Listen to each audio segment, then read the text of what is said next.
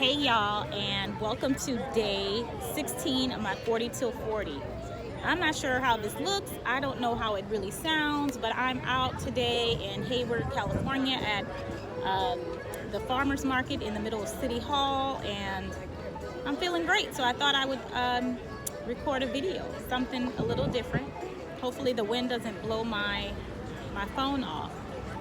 This idea, I have to give a shout out to my beau. I was talking to some clients, and thank you all for supporting me. And I heard something about people telling you, did you not see the signs? Did you not see the red flags? Do you think you jumped in too early? And really the crippling part is when you have crossed your T's and dotted your I's and still didn't see that. I'm especially talking about people that maybe married a narcissist, where you've taken marriage assessments, you've gone to premarital counseling, you have seen your pastor, you've gone to workshops, conferences, you've read books. I mean, you've done it all, and here you are. And I'm here to say that it's because none of those mechanisms are designed. So there's something called efficacy, validity, reliability of different assessments and processes. And if they're not designed to do that, then they won't do that. And so they're not designed to help you identify a narcissist or a toxic relationship or trauma. They don't have those things built into it. I hope this motorcyclist doesn't feel funky today. So my beau said, you know what? You should come up with some type of assessment. And I thought, and he said, just do it in a video. So these are just a few. It's not anything fleshed out or that I've started, but I'm going to kind of encapsulate it in time right now. So one of the things that you want to look for, and the thing to remember, is that a narcissist is so good at what they do. I mean, they're so manipulative that they can trick you. You could see all kind of green flags with a narcissist. And so, but these can be helpful.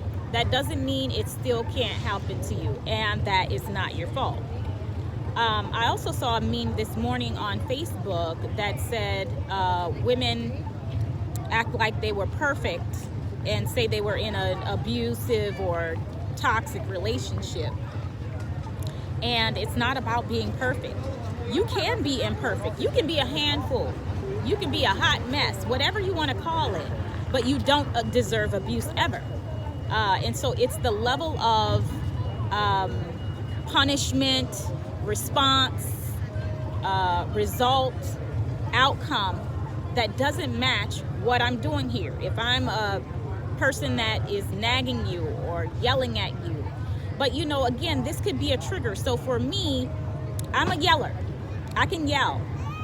And I have been a yeller in many of my relationships, romantic and non-romantic. I've done better now these days. I don't yell as much, but I was. And for that narcissist, that was a trigger because their parent talked to them that way as well, the one that abused them verbally. And so it reminded them of that parent. And so then the retaliation begins on you that they couldn't do as a child to that parent. So you could have triggering behaviors, but the attitude or the getting smart or, you know, nagging or whatever it is that we're talking about with women doing different things, it doesn't match this person not treating you well, treating you right 90% of the time. So one of the things you want to ask, let's say for a person that you're planning on getting serious with, you want to ask them about any trauma that they've gone through or overcome, experienced. And So one of the signs that will be bad will be if they don't want to talk about it. They don't want to address it. They get upset. They say they're not ready for that. It's too soon to talk about that. And that's a great indicator too, is that, oh, we're not on that level then. So then you don't need to go into any other levels of deepening the relationship if we can't go here, okay? So those are signs if they don't want to even touch it. You know, when it is tender, they won't touch it, and it's tender because they don't touch it, right? They don't deal with it, and so that's an indicator. Another thing you want to ask about is their childhood, and just get them narrating. You know, what was your childhood like? So people don't even have to say, you know, my parent abused me, they verbally did this, they cussed me out, they whipped me. You know, people don't have to do that. But you can just tell in the way someone narrates their story of who they are, how they came to be, who the people that were important to them, the people that loved them, how do they see them now? How did they see them then? So you wanna hear about that. It's kind of like where someone bashes their ex, all of their exes, and that's a red flag. Like, all of your exes were bad. Like, what role did you play, right? In different things. And so, you know, if they are narrating their childhood in a way that's and in a tone that is still very resentful or even repressed, like, whatever, yeah, that happened, but I don't really care. These are indications that it hasn't been dealt with. It's not being dealt with, okay? You want to ask them about their relationship with their parent or person that loved them, you know, their guardian, their caretaker, and how that relationship was, because this will tell you about attachment, how they were loved, you know, how they were shown care, and that will tell you, you know, how they'll be treating you as well. And so I grew up with my grandmother, shout out to my grandmother, telling me, you know, I could be anything I wanted to be, the President of the United States, how beautiful I was, how smart I was. My family, my village often reinforced my confidence and my intelligence and my talents and things like that. And so if you're with someone that didn't receive that, you'll hear that, you'll see the way that they operate and receive, you know, praise or being celebrated. You know, it might be awkward, like, oh, I don't really celebrate my birthday, or I don't really celebrate this, or like no one's celebrated them. And maybe if you celebrate them, that brings on some negative feelings because other people hadn't done it before. Just these kinds of things, paying attention. Of course, you want to ask, you know, if there is toxic trauma, whatever, what have you done about it?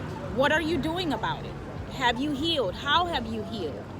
You know, so continue those follow-up questions, and do not attempt to help them fix it or think you can bring them through. I did that. I made that mistake. I was aware of mental health issues with this person, their childhood trauma, and I thought I could help because, hey, remember, I'm a psychology undergrad. I graduated with that. I have certificates. I've worked in that field, you know, so I could help this person get through this. No. This is their journey.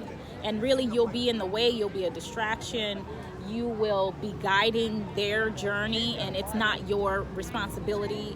And so you can definitely be there as support, but they need to take the reins, the lead, and drive that thing. You know, even the question of saying, are you gonna do something about it?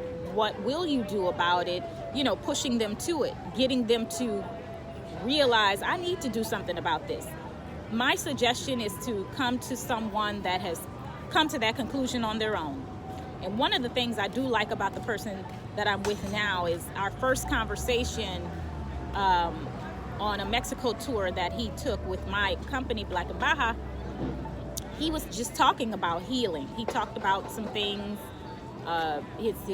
his childhood and things. We were just talking. This is regular conversation. Like I said, you don't have to say, let's talk about our trauma. Let's talk about our toxic. No, let people narrate their stories.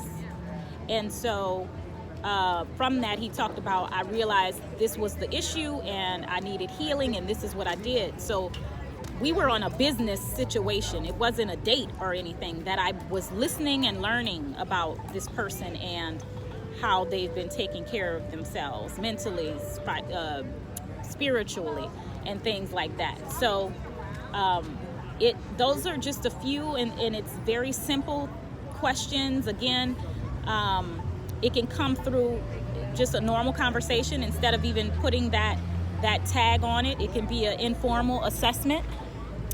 So if you like this, I'm gonna go because I don't know if I have enough room on my phone. Go ahead and leave me a comment and I'll see you. Peace. And it might be day 16.